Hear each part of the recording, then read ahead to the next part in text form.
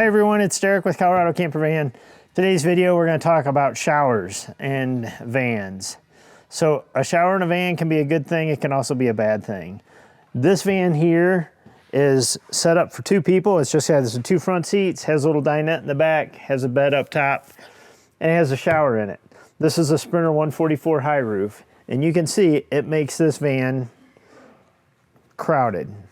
I mean, it's not uncomfortably cramped, but it's definitely crowded. There's not a lot of room. So something to think about when you're doing your layout is how important is a shower?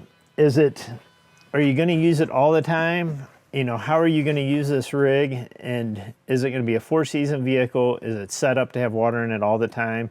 And the tanks are in the inside and all that good stuff. But the main thing is I want everybody to understand these showers. This again is a 144, and we had to make the shower pretty small to get the fridge in here, to get everything to fit in here and make that bed useful in the back. So it's not very big. It has a porta potty in it, which really and truthfully isn't big enough to use with the door closed. So you have to open the door and use it, which is fine.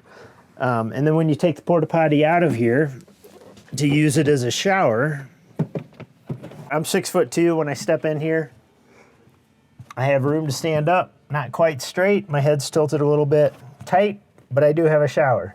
But the thing to think about is how often are you going to use this shower? How are you going to be using your van?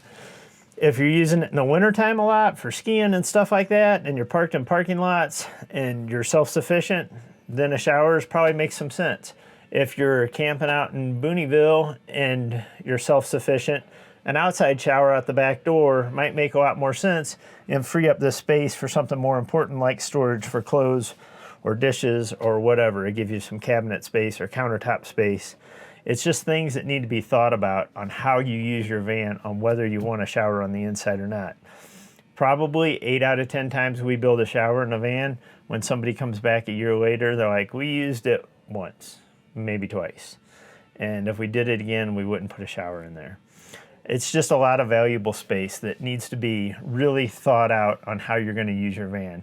If you're staying at, like I said, if you're staying at long term and you're staying out in the country and you're not in campgrounds, the other thing to think about, a lot of people, your water is what, your volume of water that you can store in the van is what controls how many showers and how long of a shower you can take.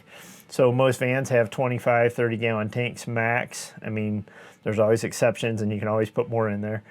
But at the 25 or 30-gallon tank, you're only going to get a few showers with your regular water usage before you run out of water. And then people are like, well, we'll be camped in a campground and then we'll have, you know, endless supply of water. This is true, except for if you're in a campground, you're probably just going to go inside and take a comfortable shower inside the campground anyway and not use this. So I really just wanted a video that would talk about different things to think about. There is no right or wrong answer. There is no right or wrong, you know, extended vans should all get showers, short ones shouldn't. It doesn't matter. It just really matters on how you use your van, how you plan on using it. And we're more than happy to kind of consult with you and try and get you to open your eyes to the possibilities and how you camped before you had a van and how you think you're going to camp with your van. And just give you feedback from all the different vans that we built and the feedback we've gotten from our customers. So again, we're in the same van. This one doesn't have an outdoor shower, it just has a water spigot because they really wanted it to wash off their dog or their mountain bikes or whatever the case may be. But we can do an outdoor shower back here and a shower curtain to give you some privacy between these two doors here. And it gives you an area to stand, gives you some privacy, and gives you the ability to take a shower in a pinch. If you're in a campground or whatever, you can come back here and get rinsed off and clean. So that's an option if you're the weekend warrior and you're really just occasionally, you know, maybe you're mountain biking in the desert or whatever, or you're in the Midwest and it's muddy and you want to be able to get cleaned up in a pinch. An outdoor shower is a super cheap alternative. Doesn't take up any space on the inside and it gives you the ability to take a shower. So now we're in the same size van as the Sprinter 144 high roof. Again, I'm 6'2".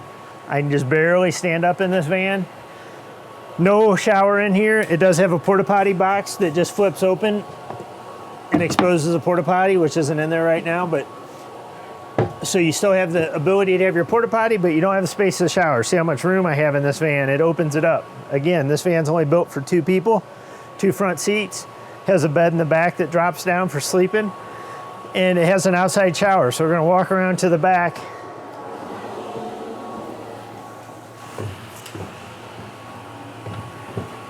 And this one has a water spigot in the back, and it has an outside shower. So this one has a well twist shower. Again, we can pull both these doors shut and put a shower curtain up across here, and it'll give us the space to have a shower. So you can kind of see the difference that you gain out of not having that shower in there versus having that shower and the amount of space it takes up. For more videos like this, hit the like button or go to coloradocampervan.com, reach out to our sales team if you have any questions.